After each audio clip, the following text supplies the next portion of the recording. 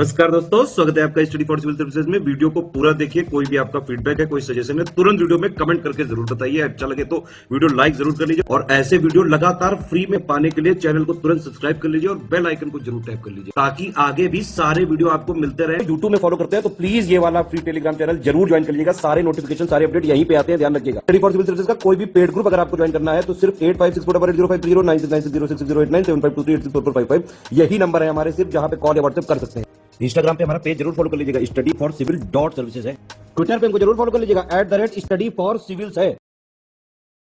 नमस्कार दोस्तों, एक बार फिर से आपका बहुत बहुत स्वागत है स्टडी फॉर सिविल सर्विसेज में। और मैं एसके त्रिपाठी आज आप सभी के साथ जो हमारी daily current affairs news analysis की सीरीज है उसको यहाँ पर बाइलिंगुअल मैनर में कंटिन्यू करूंगा, कवर करूंगा। जैसा कि आप लोग स्क्रीन में देख पा रहे होंगे कि ये जो आर्टिकल्स है गवर्नमेंट की जो लीडिंग वेबसाइट्स और लीडिंग जो न्यूज़पेपर्स हैं वहां से कलेक्ट किए जाते हैं, फिर आप लोगों को यहाँ पर उपलब्ध कराए जाते हैं, जो आप लोगों के लिए स्पेशली फॉर यूपीएससी सीएससी और उसके साथ ही जो आपके स्टेट पीसीएस के एग्जामिनेशंस होते हैं उनके लिए प्रीलिम्स और मेंस दोनों ही दृष्टिकोण से बहुत ही ज्यादा लाभदायी सिद्ध होगी। तो आप लोग इस सीरीज को सतत रूप से देखें और इसका महत्तम लाभ भी अर्जित करें। साथ ही दोस्तों, अगर आपने इस वीडियो में 10,000 लाइक्स का टारगेट कंप्लीट किया तो आप लोगों को जो इसकी पीडीएफ है फ्री ऑफ कॉस्ट प्रोवाइड कराई जाएगी। उसके लिए आप हमारा टेलीग्राम का चैनल जरूर ज्वाइन कर ले, वहीं पर आपको ये अवेलेबल कराई जाएगी। इसके साथ ही हमारा इंस्टा का जो पेज है उसको भी फॉलो कर ले।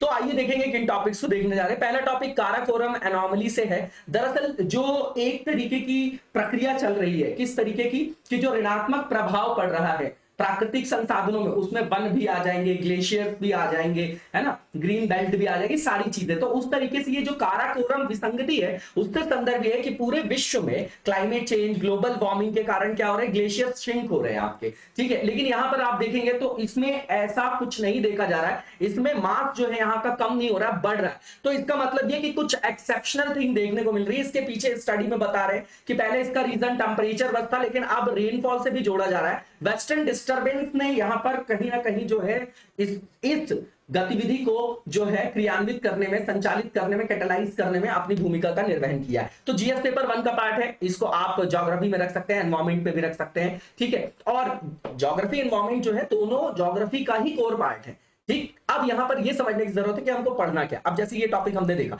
तो हमको देखना है टेम्परेट साइक्लोन, अगर यहां पर वर्ड यूज हुआ है तो हम कोर में से वो रिवाइज कर ले। साइक्लोन और जो आपका टेम्परेट साइक्लोन है, एंटी साइक्लोन है ना, तो इनको एक कंपैरेटिव स्टडी करके एक पन्ने में अपने नोट्स बना ले बुलेट फॉर्म में, दैट्स इट। क्योंकि कोर पार्ट है, हमेशा इंपॉर्टेंट है। कितने टेम्परेचर की आवश्यकता होती है, एयर का फ्लो किधर होता है, सेंटर में कहां पर लो प्रेशर जोन है, कहां पर हाई प्रेशर जोन है। अब हाई प्रेशर जोन होगा तो वो टेम्परेट साइक्लोन की बात कर रहे होंगे, ठंडी जगह पे, है ना, जो ठंडी हवा होती है उसका दबाव ज्यादा होता है, ठीक है। तो जहां पर बहुत ज्यादा ठंड होगी वहां पर क्या होगा, प्रेशर ज्यादा होगा। लेकिन जैसे साइक्लोन, ये कैसी होगी, टेम्परेट साइक्लोन वाली आपकी कंडीशन होगी। लेकिन आप ये समझिए कि जैसे साइक्लोन की बात करें हम तो ये ट्रॉपिकल साइक्लोन कहा जाता है। इसका रीजन ये है कि यहां पर टेम्परेचर बहुत ज्यादा होता है, सेंटर में क्या होता है, एक्सट्रीम जो है आपका लो प्रेशर जोन होता है। इसका मतलब टेम्परेचर ज्यादा, टेम्परेचर ज्यादा होगा तब प्रेशर कम होगा। गर्म हवा में प्रेशर क्या होगा, कम होगा ना, भारी हवा जो होगी वो ठंडी होगी, ठीक है। इससे आप इसको जोड़ के पढ़ेंगे और इस तरीके से लिंक करके पढ़ेंगे तो आपकी जो पढ़ाई है वो बहुत ज्यादा आसान हो जाएगी आपके लिए। इसके बाद जो दूसरा टॉपिक है, बिल्कुल कोर टॉपिक है, सिटीजनशिप की बात करेंगे। कॉन्स्टिट्यूशन में जो हमारा पार्ट 2 है, आर्टिकल 5 to 11 वहां पर बात की गई है और 1955 में इसके लिए एक एक्ट लाया गया है जिसको बाद में संशोधित भी किया गया। इसको देखेंगे हम लोग, नॉर्मल सी चीज है, ठीक है। जीएस पेपर 2 का कोर पार्ट है। इसके बाद वेलफेयर स्कीम्स जो माइनॉरिटीज के लिए चलाई जा रही है, यहाँ इंडियन मुस्लिम्स को हाईलाइट किया, पर माइनॉरिटीज के रेफरेंस में इसको पढ़ेंगे। और सोशल इशू का पार्ट है, पेपर 2, 1 दोनों में रख सकते हैं।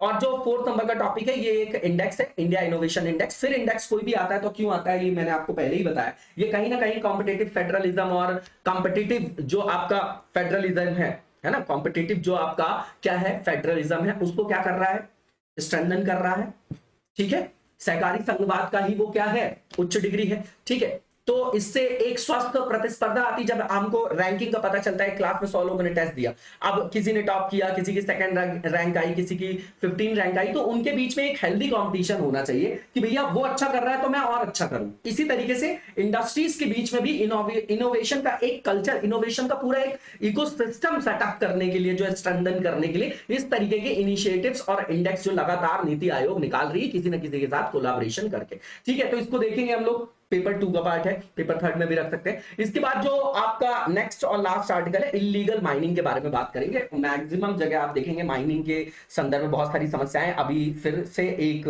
डीएसपी साहब को जो है बम्पर से कुचला गया है, और कई बार ऐसी हरकतें होती रहती है यहाँ पर, क्योंकि ये भू माफिया और माफिया लोग होते हैं, जैसे रेत की खदान हो गई, कोयले की खदान। तो एक तरीके से समझिएगा इसको, किसी भी पूर्वाग्रह से ग्रस्त होकर मत सुनेगा मेरे सेंटेंस को। मैं अगर माफिया बोल रहा हूं तो कहने का मतलब ये कि वो प्रभुत्वकारी है और वो इन चीजों का फायदा उठाते हैं, क्योंकि बहुत लमसम पैसे वाला काम ये होता है, ठीक है ना। तो ये आपका 3rd पेपर का पार्ट है। अब इसके बाद जो पहला टॉपिक है इसको डिटेल में देखेंगे। तो यहाँ पर कुछ बोला जा रहा है, मतलब कुछ पार्ट्स में ये बताया जा रहा है काराकोरम एनोमली में, कि जो हिमालयन ग्लेशियर के कुछ पार्ट्स हैं वो रेजिस्ट कर रहे हैं ग्लोबल वार्मिंग को, ठीक है ना। मैं वही बता रहा हूं, विसंगति बोला जा रहा है। जैसा टेम्परेचर एनोमली आप लोग पढ़ते होंगे ज्योग्राफी में, क्या होता है टेम्परेचर एनोमली, बताइएगा जरा कमेंट बॉक्स में। तो जैसे काराकोरम विसंगति में ये बताया जा रहा है कि जो हिमालय की और जो आपकी पर्वत श्रृंखलाएं हैं, दुनिया की और जो पर्वत श्रृंखलाएं हैं, उसमें जो हिमनद है, जो ग्लेशियर्स हैं, वो क्या हो रहे हैं, रिट्रीट कर रहे हैं। लेकिन इसमें जो है यहां पर स्थिरता देखी जा रही है और ग्रोथ देखी जा रही है इस काराकोरम रेंज पे, और इसी को जो है काराकोरम एनोमली बोलते हैं। अब ये स्ट्रैटेजिकली भी इंपॉर्टेंट है, बाउंड्री से लग रहा है, चाइना भी है, इंडिया भी है वहां पर, है ना। और यहां पर जो हमारा संप्रभुता वाला मुद्दा सीपीईसी वाला है ना, गिलगिट बाल्टिस्तान वाला, वो भी आपका इस रेंज में आएगा, ठीक है। तो ये वैसे भी स्ट्रैटेजिकली इंपॉर्टेंट है हमारे लिए एरिया। अब यहां पर ये बताया जा रहा है कि ग्लोबल वार्मिंग के प्रभाव से जैसे हिमालय के और पार्ट्स में हिमनद जैसे जैसे कम हो रहे हैं, तो वैसे वैसे जो आपके जल संसाधन उन पर दबाव बढ़ रहा है, क्योंकि आपको पता है कि फ्रेश वाटर का जो मेन सोर्स है वो क्या है, ग्लेशियर्स है। अब वो जब आपके वो कम हो रहे हैं, तो हमारे यहाँ तो वैसे भी पीने योग्य पानी की कमी है, तो और दबाव बढ़ रहा है, ठीक है, और दबाव बढ़ रहा है ना। लेकिन काराकोरम के आसपास के जो ग्लेशियर्स हैं वो जो है उसमें कोई चेंज नहीं हुआ, बल्कि वो थोड़ा सा गेन ही हुए, वहां पर एरिया में थोड़ा सा गेन ही हुआ है ना। तो इस तरीके की जो आश्चर्यजनक एक घटना देखी जा रही है, इसी को काराकोरम एनोमली कहा जा रहा है, क्योंकि नॉर्मल ट्रेंड से अलग है, ठीक है। और यहां पर यह भी बताया जा रहा है कुनलुन जो आपकी रेंज है हिमालय में, जो कुनलुन आपकी रेंज है, वहां पर भी ऐसा जो है ऐसी घटना देखी जा रही है, ऐसी विशेषताएं वहां पर भी मौजूद है, ठीक। अब रीजन क्या है काराकोरम एनोमली का, तो यहां पर वेस्टर्न डिस्टर्बेंस की बात की गई है, ठीक है। मेडिटेरेनियन सी से आता है, टेम्परेट साइक्लोन है, वेस्टर्न डिस्टर्बेंस के कारण ही आप देखेंगे तो हमारे यहाँ जो नॉर्थ वेस्टर्न पार्ट है पंजाब हरियाणा वाला, वहां पर ठंडी में भी बारिश हो जाती है, और उसका रीजन ये है, उसका जो फायदा है एक तरीके से देख सकते हैं कि गेहूं की 2 फसलें वहां पर लगाई जाती है, ठीक। तो इसी को रीजन बता रहे हैं, है ना, जो 21st सेंचुरी में बताया जा रहा है, ठीक। अब इसके बाद ये बताया जा रहा है इस दौरान इस पूरी सदी में देखा जा रहा है ना, लंबे एक सैंपलिंग के लिए लंबे समय को लिया जाता है, ठीक। अब यहां पर ये बोला जा रहा है कि शीत ऋतु के दौरान वर्षा, तो बिल्कुल सीधी बात है, वेस्टर्न डिस्टर्बेंस अगर आएगा तो उसके कारण ठंडी में वर्षा होगी, ठीक है। अब यहां पर यह बताया जा रहा है कि जो पश्चिमी विक्षोभ में सर्दियों के दौरान जो टोटल वहां पर बर्फबारी होती है काराकोरम एरिया में, उसमें जो प्राइमरी उसका सोर्स है वो मौसमी हिमपात की मात्रा का लगभग 65%, और टोटल जो है आपका वहां पर मौसमी वर्षा होती है उसका लगभग 53%। किसके द्वारा हो रहा है, बर्फबारी के द्वारा। और ये किसके कारण हो रहा है, इसका प्राइमरी फीडर क्या है, घटना कौन सी है, तो फिर वही वेस्टर्न डिस्टर्बेंस की बात कर रहे हैं। कोई भी नई चीज नहीं है इसमें, आपको सिर्फ ये जानना है कि वेस्टर्न डिस्टर्बेंस के कारण ऐसा हो रहा है, ठीक है। अब वहां पर यह बोला गया है कि वर्षा में भी वृद्धि हुई है ना, वहां पर हिमनद को बढ़ाने में इसने मदद की है, क्षेत्रीय विसंगति को बनाए रखने में जो है उनकी जो है भूमिका है ना, किसकी, वेस्टर्न डिस्टर्बेंस की, ठीक है। लास्ट 2 डिकेड्स में थोड़ा सा ज्यादा हुई है यहां पर वृद्धि, ऐसा बताया जा रहा है, ठीक है। अब यहां पर यह बताया जा रहा है कि वेस्टर्न डिस्टर्बेंस के बारे में ही सारे पॉइंट्स लिखे गए, ठीक। अब यहां पर यह बोला गया है, एक स्टडी में यह पाया गया है कि जो प्रेसिपिटेशन रिसीव हुआ है नॉन वेस्टर्न डिस्टर्बेंस सोर्सेज से, मतलब वेस्टर्न डिस्टर्बेंस के अलावा जो सोर्सेज हैं उनमें कमी हुई है 17% की, लेकिन वर्षण में वृद्धि हुई है किसके कारण, वेस्टर्न डिस्टर्बेंस के कारण। लेकिन उसके अलावा कि जो भी सोर्स थे आपके वर्षण के, वर्षा को वर्षण ही बोला जाता है, कहीं बूंदों के माध्यम से होती है, कहीं हिमपात के रूप में देखा जाता है, बर्फ के छोटे छोटे टुकड़ों के, तो वर्षण के अंदर प्रेसिपिटेशन के अंदर सब आ जाता है, रेनफॉल और प्रेसिपिटेशन में फर्क है, ठीक। अब ये समझिएगा कि जो वहां पर वर्षा का मुख्य स्रोत है वेस्टर्न डिस्टर्बेंस से बढ़ी है, वहां चीजें वहां ना गेन हो रहा है ग्लेशियर में, वहां पर बारिश हो रही है, ठीक। लेकिन बाकी जो सोर्सेस थे आपके किसके, वर्षा के, है ना, तो उसमें जो है कमी आई है, स्टडी ये देखी जा रही है। तो पहली बार ये बताया गया कि पहले तो यहां पर जो एनोमली थी उसको स्थापित करने में और बनाए रखने में टेम्परेचर की जो आपकी भूमिका को ही लोग मानते थे। लेकिन पहली बार ये पता चला कि भैया रेनफॉल का भी फर्क पड़ रहा है उससे। अब टेम्परेचर और रेनफॉल तो दोनों, टेम्परेचर, प्रेशर, ये सब जो है एक दूसरे से कोरिलेट करते हैं, है ना। ज्योग्राफी में अगर इतना समझ में आ गया, क्लाइमेटोलॉजी, तो पूरी ज्योग्राफी बहुत ईजी, और ज्योग्राफी अच्छी हो गई तो जीएस में अच्छी पकड़ आपकी अपने आप बन जाएगी। अब यहां पर ये बताया जा रहा है कि ये एक तरीके से आशा की किरण है कि जिस तरीके से ये एनॉमली है, तो कहीं ना कहीं प्रकृति अपने आप ही जो है ये रेजिस्ट कर रही है ग्लेशियर को मेल्ट होने से, है ना, जो नेगेटिव इंपैक्ट पड़ रहे हैं उसको वो मिटिगेट कर रही है। अब क्वेश्चन यहां पर ये बताया जा रहा है कि since about 52% of 140 million hectares of net sown area is rain fed, Karakoram anomaly is a ray of hope for Indian agriculture। इस स्टेटमेंट को आपको एनालाइज करना नॉर्मल था, ये आपका क्वेश्चन है। इसके बाद सिटीजनशिप की बात करेंगे। तो सिटीजनशिप का मतलब क्या होता है? किसी भी राज्य, देश मतलब राज्य, वहां पर जो आपके ऐसे लोग रहते हैं जिनको सारे के सारे सिविल और पॉलिटिकल राइट्स प्राप्त होते हैं, जैसे राइट टू वोट हो गया, वहां पर रहने का अधिकार हो गया, सारे जो राइट्स उनको प्रदान किए जाते हैं राज्य के द्वारा, वहां पर लिखे गए कानूनों का जो संकलन होता है जिसको हम संविधान बोलते हैं, तो वो उनको रिकॉग्नाइज करते हैं। तो यहां पर ये बताया जा रहा है कि जो 2021 की बात करें तो यहां पर लगभग 1.6 लाख से अधिक भारतीयों ने अपनी नागरिकता का त्याग किया है, ठीक है। और पिछले 5 वर्षों में सबसे अधिक है ये आपका डेटा, ऐसा होम मिनिस्ट्री जो है वो हमारी बता रही, होम अफेयर्स की जो हमारी मिनिस्ट्री, ठीक है ना। अब यहां पर नागरिकता होती क्या है? तो ये एक रिलेशनशिप है स्टेट और किसके बीच में? किसी भी इंडिविजुअल के बीच में, ठीक है ना, जिसके द्वारा राज्य के द्वारा प्राधिकृत किया जाता है व्यक्ति को कि उसको जो है सारे के सारे पॉलिटिकल और जो सिविल राइट्स हैं वो इंजॉय कर पाएगा, ठीक। अब नागरिक और विदेशियों में अंतर होता है, क्योंकि अब जैसे राइट टू वोट है तो अब अमेरिका का जो रहवासी होगा हमारे यहाँ वोट थोड़ी डाल सकता है। क्यों? क्योंकि हमारे लोगों का तंत्र है, जो लोकतंत्र है हमारा, तो हम उनको चुनेंगे, है ना। वो तो बाहर का है, उनका सिस्टम दूसरा, वो दूसरे राज्य के, दूसरे देश के, है ना, तो वो नहीं डाल पाएंगे। राज्य का मतलब देश, ठीक है ना। तो कहने का मतलब ये कि राज्य का नागरिक वो व्यक्ति होता है जिसको राजनीतिक समुदाय और राज्य की पूर्ण सदस्यता प्राप्त होती है, जिसको सारे राजनीतिक और नागरिक अधिकारों के दोहन का जो है वहां पर प्राधिकार दिया जाता है। अब 1928 में जो नेहरू रिपोर्ट आई थी मोतीलाल नेहरू जी की, उसमें उन्होंने फेवर किया था कि जो सिटीजनशिप होना चाहिए वो बेसिस ऑन बर्थ होना चाहिए, है ना, जन्म के आधार पर होना चाहिए। किस आधार पर होना चाहिए? तो भैया जन्म के आधार पर होना चाहिए। चलो ठीक है कि जन्म के आधार पर होना चाहिए। क्या हमने संविधान में किया है? बिल्कुल किया है। बताइए, संविधान में बताया गया 1955 के एक्ट के थ्रू बनाया गया, तो वहां क्योंकि संसद ही बनाएगी कानून, तो वहां पर जो है वंश के द्वारा है, नेचुरलाइजेशन भी है वहां पर, है ना, तो ये सब चीजें वहां पर देखेंगे, जन्म के साथ भी है, ठीक। अब यहां पर ये बताया जा रहा है कि अगर राइट टू वोट की बात करें, चाहे सेंटर की चाहे स्टेट की बात करें, तो वहां पर जो वोटिंग वगैरह राइट्स है वो केवल सिटीजन्स के पास है। क्यों? क्योंकि हमारे लोगों का तंत्र है, हम उनको तैयार करेंगे, इसीलिए सांसद विधायक का जो बनाने का उनको अधिकार है वो किसको है? नागरिकों को ही है ना, ठीक है।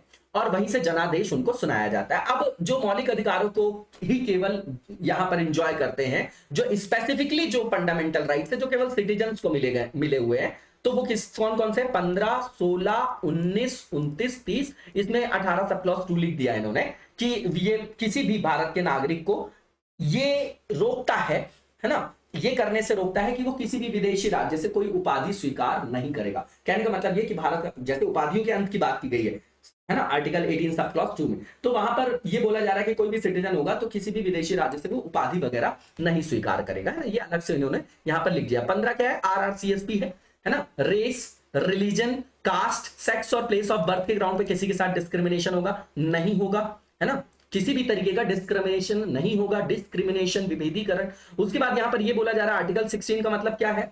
लोक अवसरों में समानता। उसके बाद यहां पर 19 की बात करें तो right to freedom of speech and expression है, ठीक है। उसमें सारी चीजें, असेंबली बनाना है, एसोसिएशन बना सकते हैं, मूवमेंट कर सकते हैं, है ना, रेसिडेंस का अधिकार है, प्रोफेशन का अधिकार है। इसके बाद आर्टिकल 29 और 30 जो है वो माइनॉरिटीज के संदर्भ में है, अल्पसंख्यकों के जो आपके अधिकारों का संरक्षण वहां पर किया गया है, उनके हितों का संरक्षण किया गया है, ठीक है। तो वो दोनों आर्टिकल है। अब यहां पर यह बताया जा रहा है कि कौन से ऑफिसेज हैं, कौन से ऐसे कार्यालय हैं जिन पदों पर सिर्फ भारतीय व्यक्ति ही जो है आसीन हो सकते हैं। तो प्रेसिडेंट, वाइस प्रेसिडेंट, जज हो गए सुप्रीम कोर्ट और हाई कोर्ट के, गवर्नर हो गए स्टेट के, अटॉर्नी जनरल हो गए आपके, आर्टिकल 76 से ये advocate general of the state हो गया, है ना। ऐसे ही जैसे सेंटर में ये है एजी है, वैसे ये एडवोकेट जनरल है, कहां पर? स्टेट में है, ठीक है भैया। इसके बाद आप देखेंगे यहां पर कि कहां पर प्रावधान किया गया है सिटीजनशिप का, तो पार्ट 2 है, आर्टिकल 5 से 11 तक है। अब नागरिकता से संदर्भित कोई भी कानून होगा तो कौन बनाएगा? संसद बनाएगी। क्यों? क्योंकि इसका उल्लेख जो है यूनियन लिस्ट में है। ठीक, अब हमारे संविधान में नागरिक को डिफाइन नहीं किया गया है ना, लेकिन उनके लिए कुछ ग्राउंड्स बनाए गए कि कौन कौन नागरिक हो सकते हैं, पात्रता, है ना। ठीक है, अब भारत जो है वो यहां पर सिंगल सिटीजनशिप का प्रोविजन है। ठीक, आर्टिकल 11 के अंतर्गत संसद को नागरिकता के अधिग्रहण, उसको समाप्त करना और उससे संबंधित सभी मामलों के संबंध में प्रावधान करने का अधिकार दिया गया है। किसको? संसद को। ठीक है, अब यहां पर सिटीजनशिप एक्ट जो 1955 का है उसको देख लेते हैं हम लोग। तो इसमें बताया गया है कि किन किन आधारों पर जो है भारतीय नागरिकता का अधिग्रहण किया जा सकता है। तो पहला बर्थ, बाय बर्थ हो गया। दूसरा रजिस्ट्रेशन, कि भैया हमने यहाँ आके रजिस्ट्रेशन करा दिया, है ना। भारतीय नागरिक के जो अवयस्क वगैरह लोग भी हैं, जो माइनर्स की बात कर रहे हैं ये, इसके अलावा भारत में 7 वर्ष पूर्व से वो निवास कर रहे हो या फिर भारतीय नागरिक से विवाहित हो, है ना, विवाह कर लिया उन्होंने, तो एक तरीके से रजिस्ट्रेशन करा के वो ले सकते हैं यहाँ की सिटीजनशिप। इसके बाद डिसेंट, वंश के माध्यम से। उसके बाद नेचुरलाइजेशन की 12 ईयर्स का जो प्रावधान है ना, रहने का, तो उसके बाद प्राकृतिक रूप से वो नागरिक बन जाएगा। इसको और भी कम किया गया है अभी और अमेंडमेंट करके, ठीक है ना, मतलब किसी स्पेसिफिक प्रोविजन की बात करो वहां के लिए कम किया गया है। इसके बाद जो यहाँ पर मान लीजिए कि भारत किसी राज्य का जो है वो क्या करता है, समावेश करता है अपने देश में, तो वहां के जो नागरिक होंगे और जो व्यक्ति होंगे ऑलरेडी भारत के नागरिक बन जाएंगे कि नहीं बन जाएंगे। जैसे हमने इंक्लेव्स का आदान प्रदान किया बांग्लादेश के साथ, याद होगा आप लोगों को कौन सा कॉन्स्टिट्यूशनल अमेंडमेंट था वो, कमेंट बॉक्स में बताइएगा। इसके बाद जो नेक्स्ट यहाँ पर पॉइंट लिखा गया है कि जो सिटीजनशिप एक्ट है उसके अंतर्गत जो है नागरिकता खोने के 3 तरीके हैं। पहला रिनंसिएशन, दूसरा टर्मिनेशन और उसके अलावा डेप्रीवेशन। कोई व्यक्ति खुद ही त्याग कर दे, या तो संसद उसको समाप्त कर दे किसी ग्राउंड पे, या फिर उसको डिप्राइव कर दे, है ना। ठीक है, सिटीजनशिप जो अमेंडमेंट एक्ट है 2019 का, उसके बारे में देखते हैं हम लोग। इंपॉर्टेंट प्रोविजन है यहीं पर जो है, ये जो नेचुरलाइजेशन की प्रोसेस थी सिटीजनशिप की, इसको 11 साल से कम करके फिर 6 साल कर दिया गया। ठीक है, इसके बाद यहां पर यह बताया जा रहा है कि ये जो आपके इस संशोधन अधिनियम के द्वारा क्या किया गया, तो पाकिस्तान, बांग्लादेश, अफगानिस्तान, यहां से जो आपके क्या आ रहे हैं, प्रवासी वगैरह आ रहे हैं, है ना, तो वहां से 6 जो समुदाय हैं, हिंदू, सिख, बौद्ध, जैन, पारसी और ईसाई, याद रखिएगा यही बस है, इनके सदस्यों को भारत में रहने की अनुमति देता है ये एक्ट।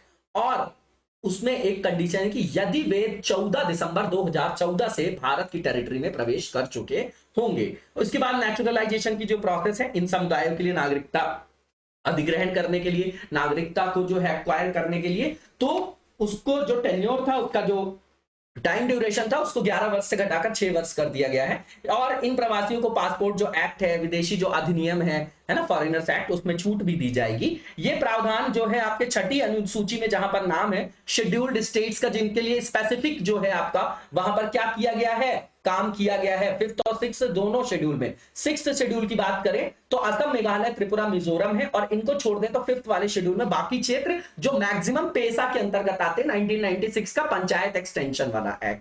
ठीक, तो ये जो आपके 6ठी अनुसूची में शामिल आपका क्षेत्र है, इनके जो आदिवासी क्षेत्र है, और जो बंगाल का ईस्टर्न फ्रंटियर रेगुलेशन 1873 है, उसके अंतर्गत जो नोटिफाइड इनर लाइन है, इन क्षेत्रों पर यह लागू नहीं होगा। ठीक है, वहां पर किसी तरीके का इंटरफेरेंस नहीं किया जाएगा सिटीजनशिप वगैरह देके। तो ये इनर लाइन क्या होती है, कमेंट बॉक्स में बताइएगा। इसके बाद जो नेक्स्ट हमारा यहाँ पर पॉइंट बताया जा रहा है कि नागरिकता छोड़ने के कौन कौन से आयाम हैं। ठीक है, और मतलब क्या क्या कारण है लोगों के कि वो जो है लगातार जो है नागरिकता छोड़ रहे हैं यहां से। तो पहली चीज तो ये कि अच्छी जॉब, है ना, स्किल्ड जो हमारे यहाँ का ह्यूमन रिसोर्स है वो एक्सपोर्ट हुआ जा रहा है, क्योंकि हमारे यहाँ अगर वैसी पेमेंट, वैसा एटमॉस्फेयर नहीं मिलेगा तो लोग बाहर ही जाएंगे ज्यादा आय की प्राप्ति करने के लिए। और एक तरीके से आकर्षण है ये कि यूएस का सिटीजन किसी को भी बना दे, इंडियन पब्लिक को, दौड़ के हम बन जाएंगे, है ना।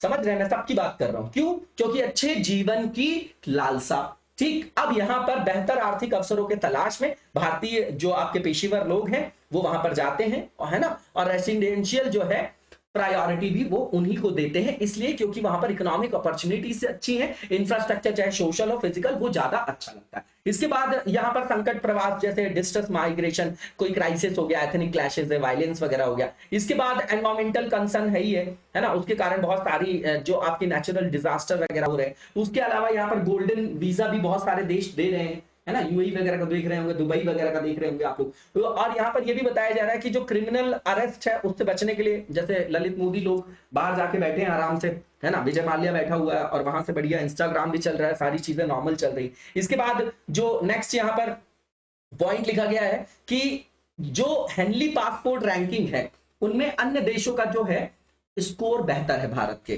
कंपैरिजन में, ये भी एक रीजन बताया जा रहा है। तो यहाँ पर क्वेश्चन जो लिखना है आपको, मेन प्रोविजन बता दीजिएगा 2019 वाला जो आपका अमेंडमेंट एक्ट है, और ये बता दीजिएगा कि क्या ये फंडामेंटल जो राइट है आपका, राइट टू इक्वालिटी, उसको कहीं से ऋणात्मक प्रभाव उस पर तो नहीं डाल रहा है।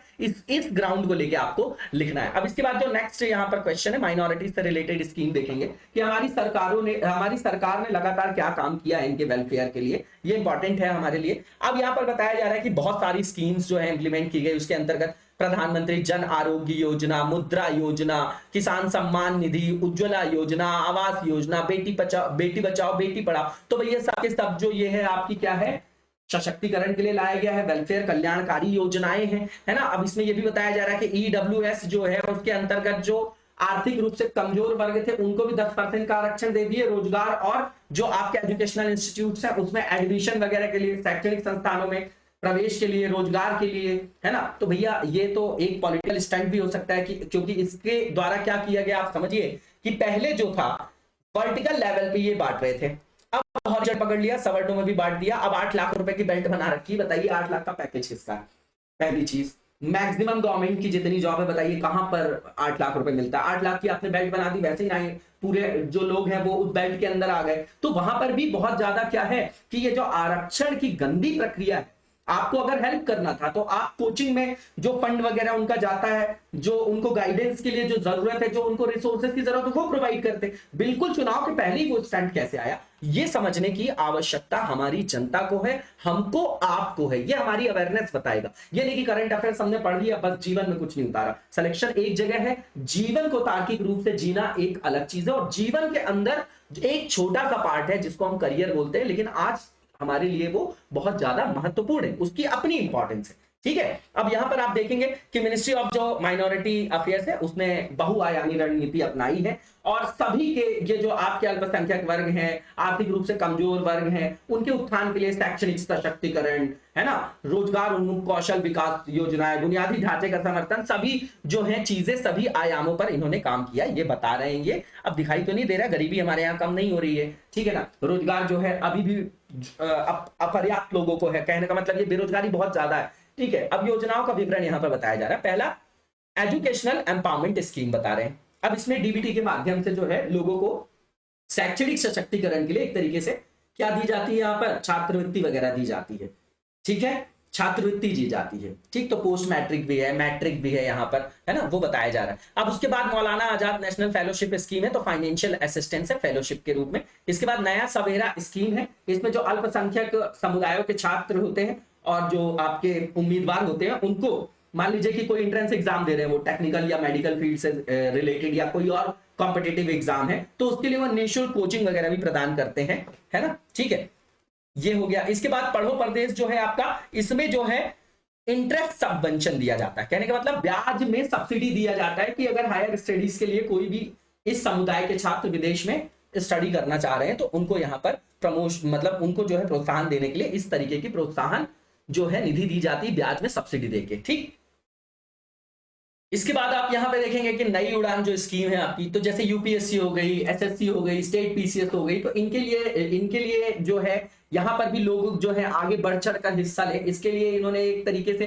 प्रोत्साहन राशि दी है, सहायता प्रदान करने के लिए कि जो भी आपके प्रीलिम्स वगैरह का पेपर जो है वहां पर उत्तीर्ण करेंगे तो उनको फाइनेंशियल असिस्टेंस दिया जाता है, पैसे दिए जाते हैं, है ना। ठीक, जो आपके क्वालिफाई कर लेते हैं उनकी बात है। अगर यूपीएससी का प्रीलिम्स निकल गया तो आप आराम से पैसा ले सकते हैं वहां से, है ना। ये कई सारे लोग जो है अवेल भी करते हैं, आप लोगों को पता होगा। इसके बाद एम्प्लॉयमेंट रिलेटेड स्कीम देखेंगे तो सीखो और कमाओ लाए कि भैया 14 से 35 वर्ष के जो आयु वर्ग के लोग हैं उनके लिए ये कौशल विकास योजना है, ताकि जो आपके ड्रॉप आउट्स हो गया जिनका स्कूल से या किसी और कारण से अध्ययन छूट गया है, तो उनको भी रोजगार के अवसर प्रदान करना, उनको सशक्त करना, उनके अंदर कैपेसिटी बिल्डिंग करना, उसके लिए उस्ताद की बात करें तो जो हमारे यहाँ आर्ट क्राफ्ट ऐसे जो ट्रेडिशनल जो हमारे आर्ट्स और क्राफ्ट्स हैं, तो उनको उनके डेवलपमेंट के लिए, उनको सशक्त करने के लिए, वहां पर स्किल और इनहैंस करने के लिए, उनको ट्रेनिंग देने के लिए ये जो है आपकी लाई गई स्कीम, इसके अंतर्गत आप हुनर हाट वगैरह भी देखते होंगे, ताकि ये जो हमारे यहाँ का ट्रेडिशनल आर्ट है, जो आर्टिशियंस हैं, उनको भी मेन फ्रेम में लाया जा सके और उनको भी उनके उत्पाद का सही जो है वो इनकम दिलाया जा सके, आय दिलाया जा सके। इसके बाद नई मंजिल जो स्कीम है उसमें बताया जा रहा है कि ये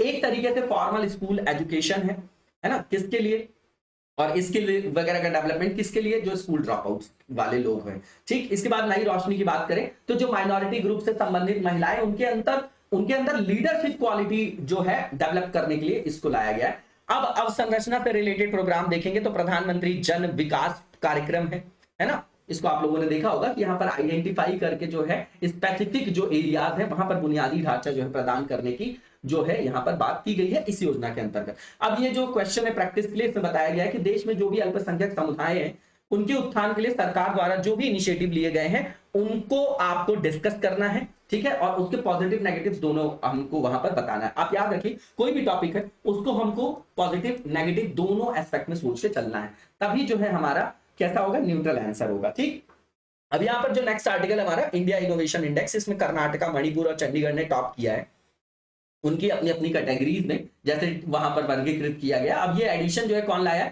नीति आयोग, ठीक है, और इंडिया जो आपका ये इंडेक्स है, क्या नाम है इसका, इंडिया इनोवेशन इंडेक्स है। अब कर्नाटका ने टॉप किया मेजर स्टेट्स की कैटेगरी में, उसके बाद तेलंगाना है और उत्तर प्रदेश 7th रैंक में है, ठीक है, तेलंगाना के बाद हैदराबाद जो आपका हरियाणा है। फर्स्ट रैंक में कौन है, कर्नाटका, दूसरे में तेलंगाना, देन हरियाणा और 7th में आपका उत्तर प्रदेश है।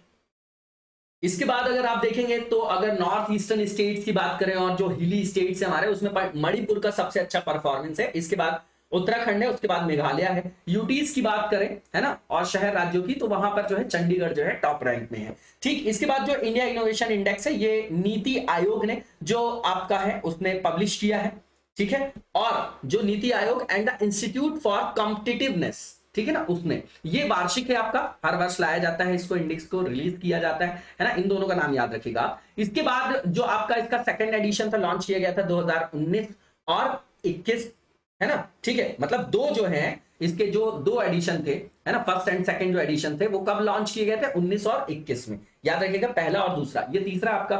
ठीक, अब ये जो है वो करता क्या होगा, तो जो भी हमारे यहाँ नवाचार से रिलेटेड इकोसिस्टम है उसका इवैल्यूएशन करना, वहां पर कैसा विकास हो रहा है ना, उसके संदर्भ में ये आपका क्या करता है, वहां पर रैंकिंग वगैरह देता है, परफॉर्मेंस बताता है कि कहां कहां पे लूप होल है, तो आप उसको और सुधार सकते हो। अगर हमको रैंकिंग पता चलती है तो ये पता चलता है कौन सी जगह हमारा परफॉर्मेंस अच्छा है, कौन सी जगह खराब, इसीलिए हम टेस्ट वगैरह देते हैं, ठीक है, तो फिर हम उस पर सुधार करते हैं, उसी तरीके का काम इसका भी है। ठीक, इसके बाद आप देखेंगे तो ये जो है राज्यों के बीच में जो है स्वस्थ प्रतिस्पर्धा को प्रोत्साहित करता है, जो आपके सब नेशनल लेवल है ना, स्टेट्स के बाद जो आपका उपराष्ट्रीय स्तर है हमारा, सब नेशनल जो आपका लेवल है, वहां पर भी राज्यों की जो नवाचार से रिलेटेड क्षमताएं हैं, कैपेसिटी है इनोवेशन से रिलेटेड, है ना, उसका भी इवैल्यूएशन करता है, वहां पे कहां पर जो है लूप होल है, कहां पर गलतियां हैं, कहां पर जो है संकट है, तो वैसे कारकों को बताता है ना, और उनको किस तरीके से सुधारा जाता है उसके लिए भी वो प्रेरणा देता है। इसका जो तीसरा संस्करण है, इसमें जो हमारा वर्ल्ड का नवाचार सूचकांक है उसी के तर्ज पे जो है देश में जो है नवाचार विश्लेषण को लाया गया है ना, विश्लेषण किया गया है। अब यहां पर इंडिकेटर्स की बात करें तो ये बढ़ गए हैं, पहले यहां पर जो मतलब 36 से बढ़ के 66 हो गए, है ना, 2020 में 26 थे और 66 हो गए 2021 में। अब जो संकेतक हैं, जो इंडिकेटर्स हैं, इनको डिस्ट्रीब्यूट किया गया है 16 सब पिलर्स में भी, ठीक है, और 7 की प्लेयर्स हैं, ठीक है, इसमें अब ये सब रटना नहीं है हमको। अब इसमें जो है डिवाइड किया जाता है स्टेट्स के रियल इवैल्यूएशन में, ताकि ज्यादा तार्किक आए वहां पर जो आपके आंकड़े आए, तो इसके लिए यहां पर डिवाइड जो किया गया है, इसमें 17 मेजर स्टेट्स को एक तरफ, 10 को नॉर्थ ईस्ट और हिली स्टेट्स में, 9 यूटीज को वहां पर क्या किया गया, विभाजित किया गया है ना, यूटीज और सिटी स्टेट्स जो लिखा गया है कंपेयर करने के लिए, ताकि तार्किक रूप से वहां पर निष्पादन का वहां पर कंपैरिजन किया जा सके। अब इसका महत्व क्या है, तो सीधी बात है, हमारे देश में जो नवाचार का इकोसिस्टम है उसको स्ट्रेंथन करना और उसको जो है हमारे विकास में समायोजित करना, क्योंकि जैसे पैंडेमिक वगैरह आप लोगों ने देखा, तो उसके बाद अगर हमको उसी स्पीड से ग्रो करनी है अपनी इकोनॉमी को, तो कहीं ना कहीं न्यू टेक्नोलॉजीज, जो न्यू आइडियाज है, न्यू इनोवेशन है ना, जिसको नॉलेज इकोनॉमी भी बोलते हैं, उसको एम्बेडेड करना जरूरी है है ना। और ये बोला भी जा रहा है कि इस दशक और इस समय की जो मांग है, जैसे आर्टिफिशियल इंटेलिजेंस है, रोबोटिक्स है, हडूप है, ये सब टेक्नोलॉजी, तो ये कहां से आएगा? इनोवेशन को जब हम अपने यहाँ बूस्ट करेंगे, स्ट्रेंथन करेंगे तब। इसके बाद आप देखेंगे तो मेक इन इंडिया, आत्मनिर्भर भारत, यहां पर भी इसका महत्व है, ठीक है। इसके बाद यहां पर यह भी बताया जा रहा है कि जो भी आपकी हाईटेक कंपनियां हैं, स्टार्टअप हैं, है ना, उनको जो है अट्रैक्ट करने के लिए भी ये क्या है, आपका एक तरीके से कैटलाइजर का काम करेगा। और ये सहकारी संघवाद और प्रतिस्पर्धी संघवाद की भावना को भी स्ट्रेंथन करेगा। नॉर्मल सा पॉइंट है। इसके बाद जो क्वेश्चन पूछा जा रहा है, तो इसी इंडेक्स के प्रमुख निष्कर्षों पर प्रकाश डालना और बताना है कि किस तरीके से देश में नवाचार को प्रोत्साहित करने में ये अपनी भूमिका निभा रहा है, वहां पर किस तरीके से इसकी महत्ता है उसको स्पष्ट करना है। इसके बाद इलीगल माइनिंग की बात करेंगे, तो अभी हरियाणा में एक इलीगल माइनिंग की जा रही थी, वहां पर पत्थर ले जाया जा रहा था डंपर के द्वारा, तो डंपर ट्रक ने जो है एक डीएसपी को, पुलिस अधीक्षक को कथित तौर पर कुचल दिया। अब ये एक न्यूज है, ये एथिक्स के पर्सपेक्टिव से आप यहां पर सोच सकते हैं, ये एक अच्छी न्यूज है आपके लिए, ठीक है, फोर्थ पेपर के लिए। अब यहां पर क्या देखना है कि इलीगल माइनिंग, तो यहां पर कुछ डेटा बता रहे हैं कि भैया हिमाचल प्रदेश में 2017 में जो रजिस्टर्ड इलीगल माइनिंग के केसेस हैं 8500 हैं। कितने हैं? 8500 हैं, ठीक। इसके बाद अगर आप देखेंगे तो जो राष्ट्रीय वन्य जीव बोर्ड है ना, तो उसकी परमिशन लेना पड़ता है, ठीक, माइनिंग वगैरह के लिए। तो उसकी अनुमति के बिना गोवा में 90 माइंस जो है वो ऑपरेशनल है, ठीक। इसके बाद झारखंड राज्य में बात करें तो 22,000 करोड़ रुपए से अधिक का इलीगल माइनिंग वहां किया जाता है। सारे जो माइनिंग के माफिया हैं वही हैं। उड़ीसा अब क्षेत्र ही वही है, छोटा नागपुर का आपका क्षेत्र हो गया, रूरल एरिया हो गया। उड़ीसा भी जो है संपन्न है संसाधनों में, तो उड़ीसा में 60,000 करोड़ से अधिक का अवैध खनन दर्ज किया गया है, ठीक। इसके बाद यहां पर बताया जा रहा है कि क्योंझर और मयूरभंज जिलों में 187 जो खनन पट्टा धारक है, उनमें से 102 के पास किसी भी तरीके का एनवायरमेंटल जो आपका क्लियरेंस होता है वो नहीं है, उनको वन या पर्यावरण से कोई मंजूरी नहीं मिली। अब कॉजेस क्या हैं इसके, ठीक है, तो लालच, ग्रीड तो है ही है, ठीक है, क्योंकि बहुत ज्यादा पैसे वाली फील्ड है आपकी। इसके बाद यहां पर यह बताया जा रहा है कि जो हमारा एडमिनिस्ट्रेशन है, प्रशासन है, जो हमारे यहाँ वैधानिक आयाम है, जो हमने कानून बनाए हैं, उनकी जो आपकी क्या, उनके जो परफॉर्मेंस पर भी ये क्वेश्चन मार्क लगा रहा है कि नहीं लगा रहा है, क्योंकि जो पर्यावरण और वन मंत्रालय है, कोयला मंत्रालय, इनके बीच में समन्वय की कमी है, कोऑर्डिनेशन की कमी है, ठीक है, तो उसके कारण जो है इस तरीके का ऋणात्मक प्रभाव देखने को मिलता है। इसके बाद जो भारतीय खान ब्यूरो है, इसके द्वारा जो आपका टाइम बाउंड मैनर में एक तरीके से जो चेक एंड बैलेंस की एक प्रक्रिया अपनाई जानी चाहिए, खानों की जांच की जानी चाहिए, उसमें भी कमी देखा जा रहा है, एडमिनिस्ट्रेटिव लैक है ये भी, है ना। उसके बाद आप देखेंगे कि जो पट्टे पर दिए गए क्षेत्र है, उनकी जो सीमा है वो स्पष्ट रूप से इन्होंने डिफाइन नहीं किया है ना, तो उसमें सब्जेक्टिविटी है। उसके बाद यहां पर जो खनन लाइसेंस है उसको समय पर रिन्यू ना करना, उसका समय पर रिन्यूअल ना हो पाना। इसके बाद दुनिया भर में सस्ते खनिज की मांग है, ठीक है, और यहां पर जो है कंपनियों और जो बिचौलिए हैं, गुंडे हैं, राजनेता हैं, इनका भी जो है वहां पर सबका कंट्रीब्यूशन रहता है, तभी ये सब काम हो पाता है। इसके बाद यहां पर ये बताया जा रहा है जो भी सुरक्षा एजेंसियां हैं वो भी इस तरीके के खनन को नियंत्रित करने में जो है प्रभावी नहीं है। और यहां पर जो क्रोनी कैपिटलिज्म वाला यहां पर पार्ट है वो तो है ही है, करप्शन वाला, ठीक है, तो नौकरशाह, खनिज, ये सब जो है मिलके साथ में भ्रष्टाचार करते। अब इसके बाद जो सरकार की पहल बता रहे हैं कि भैया अब हम ड्रोन से मॉनिटरिंग कर रहे हैं, फिर भी कम नहीं हो रही चीजें माइनिंग एरियाज में, ठीक। इसके बाद ये बता रहे हैं कि यहाँ पर अलार्मिंग सिस्टम भी लगाया गया है, ताकि वहां पर क्या है, चेतावनी वगैरह से संदर्भित आयाम को जो है मूर्त रूप प्रदान किया जा सके, है ना। अब वो भी कैसी होगी, उपग्रह आधारित निगरानी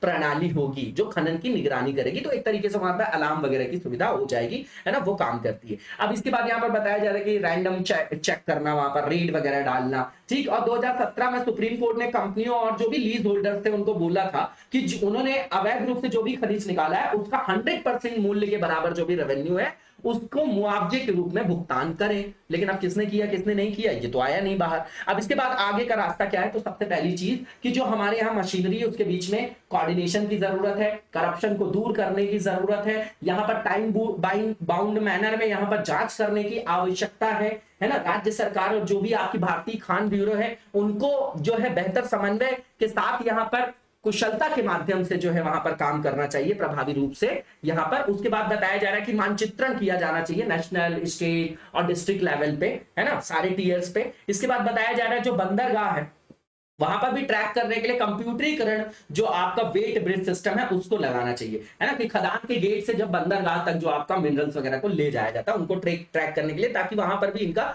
लीकेज को रोका जा सके। ठीक है, अवैध खनन के जो आपके उनको ट्रैक करने के लिए बोला जा रहा है कि रेलवे में भी एक जो है आपका स्ट्रिंजेंट मतलब जो कठोर जो है एक तरीके की प्रणाली की आवश्यकता है। इसके बाद जो बंदरगाह अधिकारी हैं उनको डॉकयार्ड में जब लोड होने के लिए जाता है सामान, तो उस समय भी जो है कार्गो की वो जांच वगैरह कर सके, है ना, और जो है निष्पक्ष रूप से कर सके, करप्शन से ऊपर उठ के। इसके बाद ये बोला जा रहा है कि इसके लिए आप जैसे माइनिंग सिक्योरिटी फोर्स है, इसके लिए एक सेपरेट कैडर भी क्रिएट किया जा सकता है। क्वेश्चन यहाँ पर जो प्रैक्टिस के लिए पूछा जा रहा है कि इलीगल माइनिंग के क्या जो है पारिस्थितिक प्रभाव है और उसके कारण क्या है, इसको नियंत्रित कैसे किया जा सकता है, उपायों को सुझाइए। इसके बाद जो नेक्स्ट फेज है हमारा वो रिलेटेड है हमारा किससे, एमसीक्यू से। पहला जो आपका एमसीक्यू है मदर टेरेसा मेमोरियल अवार्ड से रिलेटेड है, बताना है कौन सा ट्रू है। पहला ये कि ये जो अवार्ड आपका दिया जाता है वो हार्मनी फाउंडेशन के द्वारा दिया जाता है, और ये जो है आपकी पर्यावरण की सुरक्षा के लिए उत्कृष्ट कार्य को जो है आपका क्या करने के लिए, उसको जो है पुरस्कृत करने के लिए प्रदान किया जाता है। दूसरा स्टेटमेंट भी ठीक है।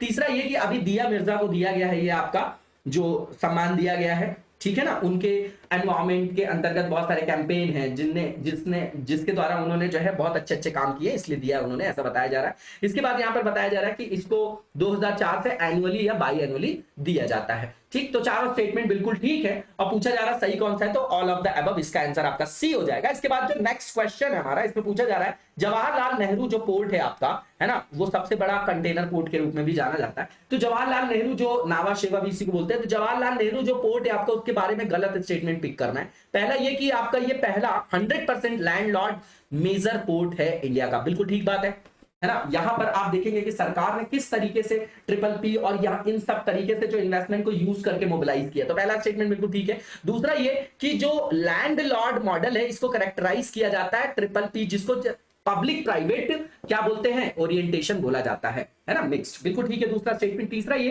कि नवी मुंबई महाराष्ट्र में इसको कमीशन किया गया था 1989 में, ठीक है, और जो आपका पोर्ट है उसको क्लासिफाई किया गया एज अ मेजर, जो आपका यूनियन गवर्नमेंट के अंतर्गत आएगा मेजर पोर्ट के रूप में, और स्टेट गवर्नमेंट में माइनर पोर्ट्स के अंतर्गत। कौन सा जो आपका एक्ट जहां से गवर्न हो रहा है, तो इंडियन पोर्ट्स एक्ट 1908। चारों स्टेटमेंट बिल्कुल ठीक है, गलत पूछा जा रहा था तो कोई भी गलत नहीं है, नन ऑफ द अबव हो जाएगा इसका आंसर डी। इसी के साथ आज के वीडियो को यहीं पर विराम देंगे, नेक्स्ट वीडियो में कंटिन्यू करेंगे। तब तक लगातार जबरदस्त तरीके से पढ़ते रहिए और आगे बढ़ते रहिए। Thank you so much, best of luck.